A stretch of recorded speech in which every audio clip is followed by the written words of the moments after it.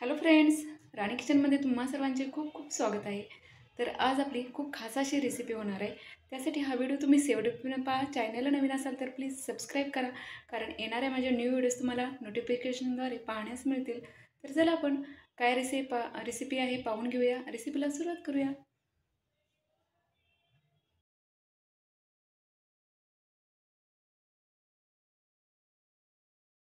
Friends, राणी किचनमध्ये तुम्हा सर्वांचे खूप खूप स्वागत आहे। तर आज आपण खूप खास अशी उन्हाळी रेसिपी बनवणार आहोत। हे आहेत कोल्हापुरी झणझणीत असे हे सांडगे बनवणार आहोत। तर त्यासाठी हा व्हिडिओ शेवटपर्यंत पहा। चॅनलला नवीन असाल तर प्लीज सबस्क्राईब करा, जेणेकरून येणाऱ्या माझ्या न्यू व्हिडिओज तुम्हाला नोटिफिकेशनद्वारे पाहण्यास मिळतील। तर खूप झणझणीत असे हे कोल्हापुरी सांडगे नक्कीच रेसिपी तुम्ही ट्राय करून पाहाल अशी रेसिपी होणार आहे। तर चला आपण त्यासाठी काय साहित्य कसं प्रमाण आहे ते पाहून घेणार आहोत। तर चला आपण रेसिपीला सुरुवात करूया। तर इथे आपण कोल्हापुरी सांडगे बनवण्यासाठी काय साहित्य घेतलेलं आणि काय प्रमाण आहे ते पाहणार आहोत। तर इथे पहा, मी रात्रभर डाळ एक वाटी अशी घेतलेली आहे। मुगाची 1 वाटी आणि मटकीची 1 वाटी अशी डाळ रात्री भिजत घातलेली आणि आता ही छान अशी भिजली गेलेली आहे। 1 चमच मेथीदाणे घातलेले। तर आपली डाळ पाहू शकता छान अशी भिजलेली आहे। तर आता आपण त्यासाठी साहित्य काय घेतले पाहून घेऊया। तर इथे पहा, मिरच्या घेतलेत भरपूर अशा, कारण आपली कोल्हापुरी हे सांडगे आहेत त्यामुळे भरपूर मिरची, लसूण घेतलेत भरपूर असे, अद्रक घेतले, त्यानंतर कच्ची हळद आहे आणि कढीपत्ता। तर असं आपण साहित्य घेतलेलं आहे भरपूर असं।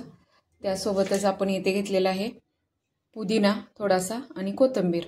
तर आता आपण काय करायचं आहे, आता आपण एका मिक्सरमध्ये हे सगळं थोडंसं जाडसर असं दळण करून घेणार आहोत। तर इथे पहा, मी आता मिक्सरमध्ये घालते। थोडं थोडं करून आपण पाणी न घालता हे वाटण करून घेणार आहोत। तर ह्यामध्येच आपण थोड्या मिरच्या आणि लसूण घालून घ्यायचं आहे, जेणेकरून ते बारीक छान असं होईल।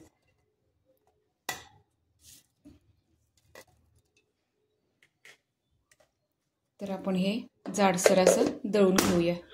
तर इथे पहा, आपलं छान असं वाटण झालेलं आहे। थोडंसं अर्धवट आपण केलेलं आहे, जास्त बारीक नाही केलं। तर आपण आता एका बाउलमध्ये हे काढून घ्यायचं आहे सगळं।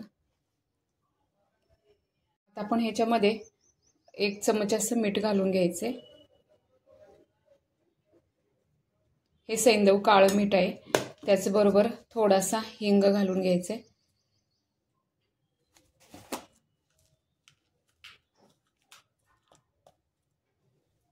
तर थोडासा असा हिंग घालून घेतले आणि आता आपण हे ते छान असं मिक्स करून घ्यायचे।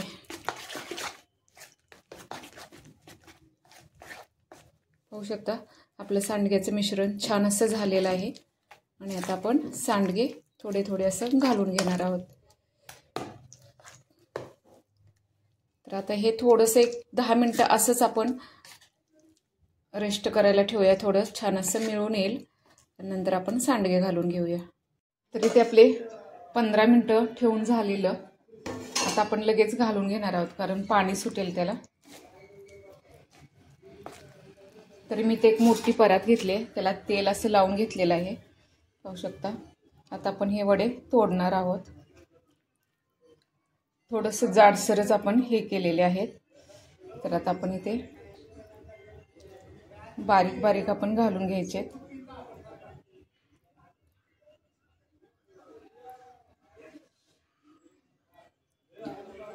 तर हे वडे ना एवढे खमंग आणि आमटीची एवढी मस्त लागते, बस नक्कीच तुम्ही हे कोल्हापुरी सांडगे असे करून पहा। कोल्हापुरी झणझणीत सांडगे खूप छान असे होतात।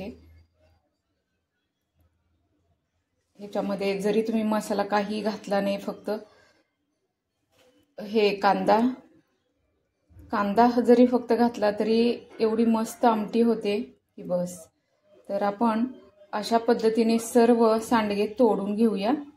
तर पाहू शकता, तर सर्व आपण सांडगे तोडून घेऊया आता।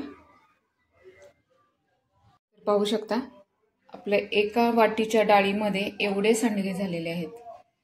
तर पाहू शकता मस्त असे हे सांडगे आपले कोल्हापुरी सांडगे तयार झालेले आहेत. तर आपण आता 2 ते 3 दिवस कडकडीत उन्हात हे ठेवून देणार आहोत आणि छान असं कडकडीत सुकून देणार आहोत.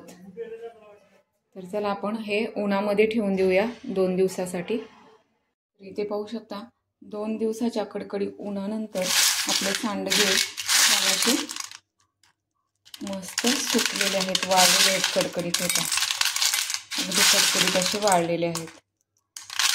तर आपण आता हे स्टोअर करून ठेवणार आहोत. आणि ही रेसिपी तुम्हाला सांडग्यांची कोल्हापुरी झणझणीत अशी आमटी मी नेक्स्ट व्हिडिओमध्ये नक्कीच ही तुम्हाला दाखवणार आहे. तर आपले छान असे कोल्हापुरी इथे सांडगे झणझणीत असे तयार झालेले आहे. तर नक्कीच तुम्ही ही रेसिपी ट्राय करून पहा. तर आपण आता ह्याच्यामध्ये भरून ठेवणार आहोत. हे कमीत कमी वर्षभर तरी टिकून राहतं असे हे सांडगे कोल्हापुरी झणझणीत आपले इथे तयार झालेले आहेत. तर तुम्हाला ही रेसिपी आवडली असेल तर नक्कीच लाईक करा, शेअर करा, कमेंट्स करा. चॅनेलला नवीन असाल तर प्लीज सबस्क्राईब करा.